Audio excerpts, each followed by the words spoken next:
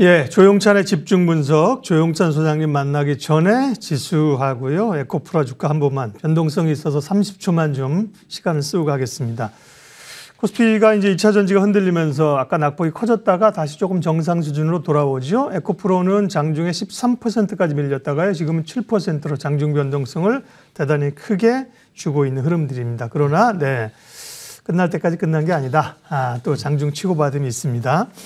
미중산업경제연구소 조용찬 소장님과 미국, 중국 핵심 글로벌 이슈들 점검하겠습니다. 소장님 어서 오십시오. 예, 안녕하십니까. 실리콘밸리 은행이라는 단어를 이제 점차 잊어버립니다. 미국의 은행 위기는 이제 조금 거의 정상화 수준까지 해결이 된 걸까요? 아니면 불씨가 여전히 있나요?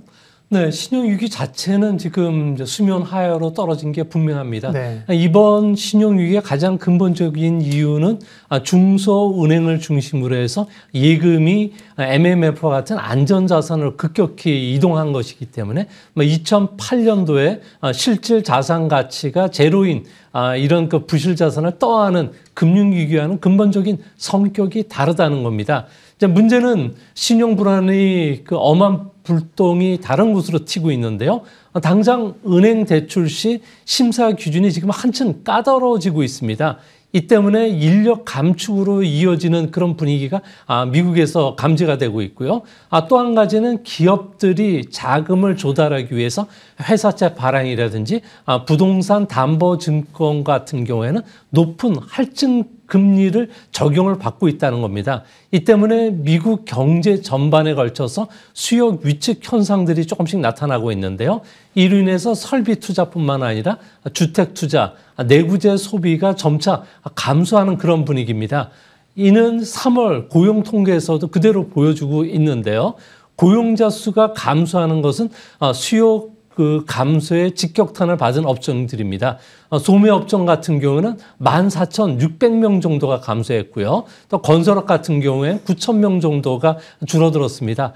다행히 임금 인플레이션은 분명히 수그러드는 모습을 보여주고 있는데요. 풍속을 보여주는 연륜 기준으로 해서 3개월 이동평균 증가율 같은 경우는 3.8 정도로 떨어졌고요. 노동시간 같은 경우에도 34시간 정도 줄어들었다는 점에서 앞으로 미국의 인력난뿐만 아니라 임금 하향 기조가 뚜렷하다는 점에서 하반기 금리도 이제 낮출 수 있는 그런 분위기가 조성된 게 증시를 끌어올리는 가장 결정적인 원인이 됐던 것으로 보여집니다. 은행 위기가 확산할 가능성은 높지 않지만 대출이 줄어들면서 경기 위축을 불러올 수 있다는 우려는 상존해 있는 것 같습니다.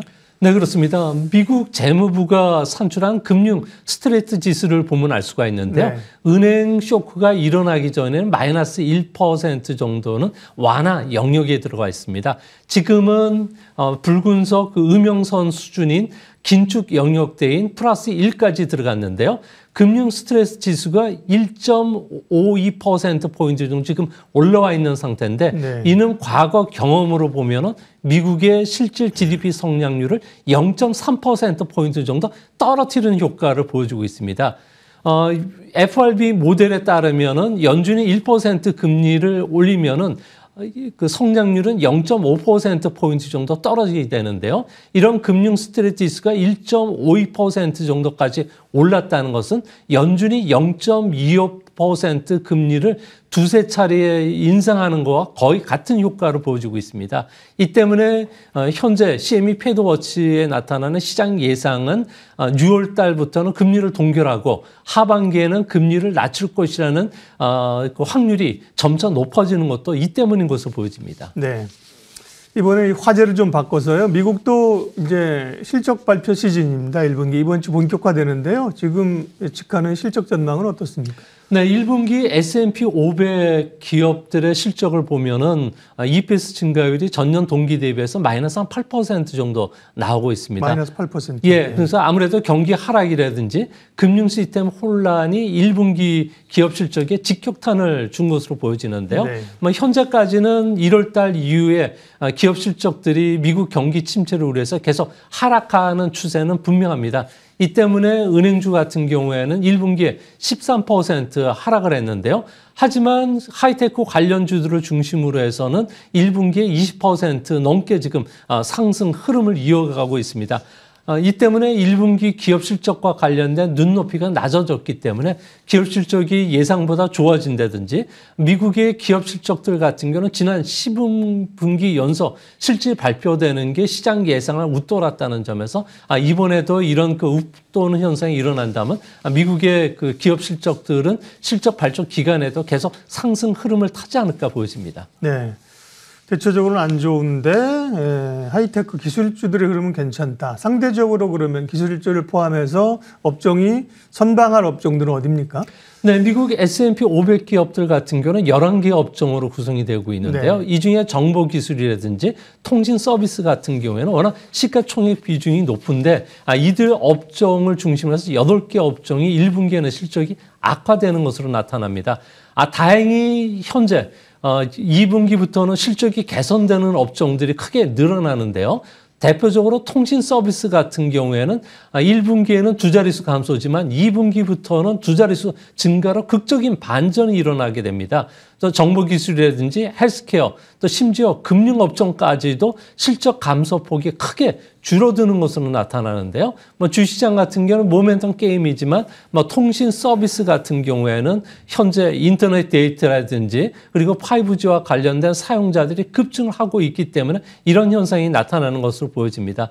이 때문에 하이테크 관련주들이 이번 실적 발표 기간에도 실적 발표 시 경영자들이 실적 예상치를 계속 상회할 수 있다는 긍정적인 코멘트가 나온다면 주시장에는 좀 우리 시장까지도 영향을 미쳐주지 않을까 보여집니다. 네. 중국 얘기 먼저 하겠습니다. 시간이. 우리는 우리나라 상대적으로 좀 강한 흐름을 보이고 있는데 중국 증시만 보면 좀 답답한 흐름인데 중국 증시 내에서 국유 기업들의 주가는 최근에 좋다고요? 특별한 이유가 있습니까? 네, 중국 같은 경우는 의외로 민영 기업주들의 실적들이 안 좋고요. 네. 국유 기업들 특히 텔레콤 관련 주들의 실적이 좋은데 통신 서비스 업종 중에서도 차이나 모바일, 차이나 텔레콤, 차이나 유니콘 같은 경우에도 올해 들어서 상승 흐름을 보이다가 최근 3월 들어서 아주 가파르게 오름세를 보여주고 있습니다. 이 때문에 차이나 텔레콤 같은 경우에도 마우타이 중국 석유위에서 시가총액 3위 기업으로 부상을 했는데요. 차이나 텔레콤을 비롯해서 중국의 통신 서비스 같은 경우에는 2021년 뉴욕 증시에서 군사적 이용이 하는 것으로 보고서 퇴출이 당하는 이런 악재도 있었습니다. 하지만 올해 들어와서 새로운 성장 엔진이라고 할 수 있는 디지털 이코노미가 시진핑 5기 집권의 그 경제 철학이 됐던 만큼 이들과 관련된 종목들이 지금 움직이고 있는데요. 두 번째로는 국유 기업의 위상이 변화를 하고 있습니다. 증권 당국 같은 경우에도 시장은 국유 기업을 더 잘 분석하라, 또 중국 특색의 밸류에이션을 연구하라고 지시를 했고요. 이제 국유 기업 평가 항목에도 ROE, 자기 자본 이익률이죠. 주주가 투자한 돈을 얼마만큼 많은 이익을 내는지를 체크를 하겠다고 했기 때문에 이와 관련된 국유 기업들이 많이 움직이고 있다고 합니다.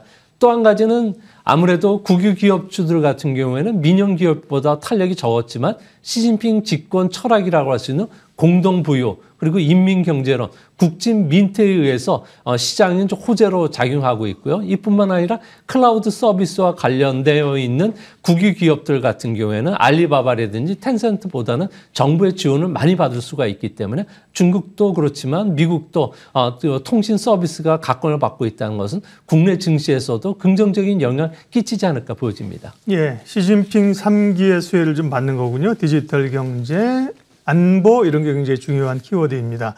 조영찬의 집중분석 미중산업경제연구소 조영천 소장님 여기까지 하겠습니다. 고맙습니다. 네, 코스피는 강보합, 코스닥은 약세 흐름으로 장중 변동성 나타내고 있습니다. 이슈 앤뷰 오늘 준비한 순서는 여기까지입니다. 함께해 주셔서 고맙습니다.